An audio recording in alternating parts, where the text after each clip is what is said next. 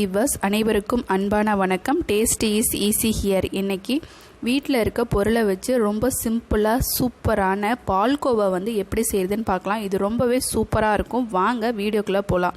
இப்போ அடுப்பை ஆன் பண்ணி ஒரு நான்ஸ்டிக் தவா வச்சுக்கலாம். நான் இன்றைக்கி 1 லிட்டர் அளவுக்கு ஆவின் பால் எடுத்திருக்கேன். நீங்கள் எந்த பால் வேணால் எடுத்துக்கலாம். இப்போ இந்த பாலை இது கூட சேர்த்து நல்லா அடுப்பை மீடியமில் வச்சு பொங்கி வரட்டும். இப்போ பாருங்கள், பொங்கி வருது. அடுப்பை சிம்மில் வச்சுக்கலாம். அப்படியே இதை ஆடையோடு சேர்த்து நல்லா கிளறி விடுங்க. இது செய்கிறதுக்கு நம்மளுக்கு 1 மணி நேரம் தேவைப்படுங்க.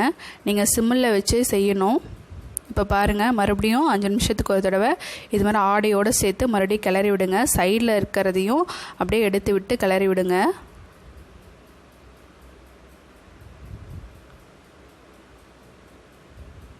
இப்போ அதை அப்படியே விடலாம். ஒரு 5 நிமிஷத்துக்கு அப்புறம் பாருங்கள், மறுபடியும் இது மாதிரி ஓரத்தில் இருக்கிறதெல்லாம் எடுத்து விட்டு நல்லா கிளறி விடுங்க. அடிக்காமல் இருக்கும். அப்போ தான் சைடில் இருக்கிறதையும் ஆடையும் எடுத்து விட்டுருங்க. நல்லா பாருங்கள், நல்லா அழுத்தி எடுங்க.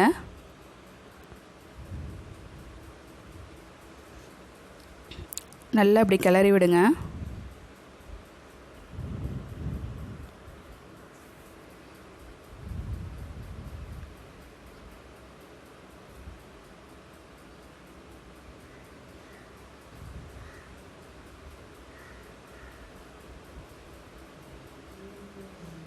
மறுபடியும் பாருங்கள், 5 நிமிஷத்துக்கு அப்புறம் மறுபடியும் நல்ல பபுள்ஸ் மாதிரி வந்திருக்கு.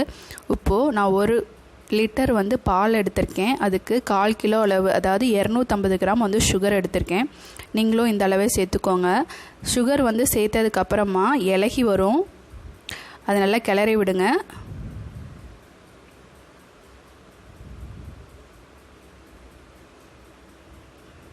மறுபடியும் ஒரு 5 நிமிஷத்துக்கு அப்புறம் பாருங்கள், சுகர்லாம் நல்லா கரைஞ்சி எல்லாம் ஒன்றா சேர்ந்துருக்கு. இப்போது நான் 3 ஸ்பூன் அளவுக்கு நெய் எடுத்துக்கிறேன்.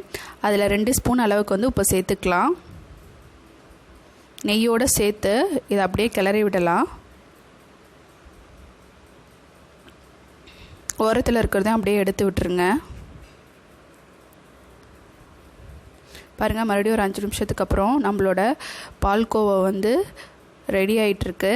இது இப்போ மறுபடியும் கிளறி விடுங்க, அடி பிடிக்காமல் இருக்கிறதுக்கு. இப்போது மறுபடியும் ஒரு நெய் சேர்த்துக்கலாம்.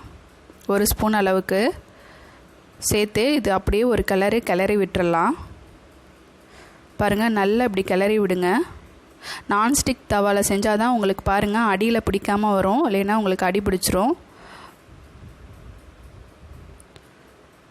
நல்லா அப்படி அடியில் இருக்கிறதெல்லாம் எடுத்து விடுங்க.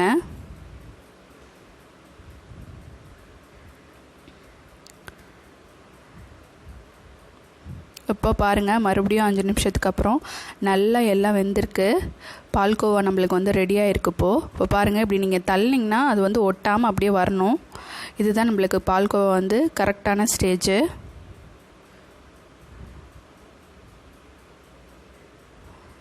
பாருங்கள், இப்படி வரணும்.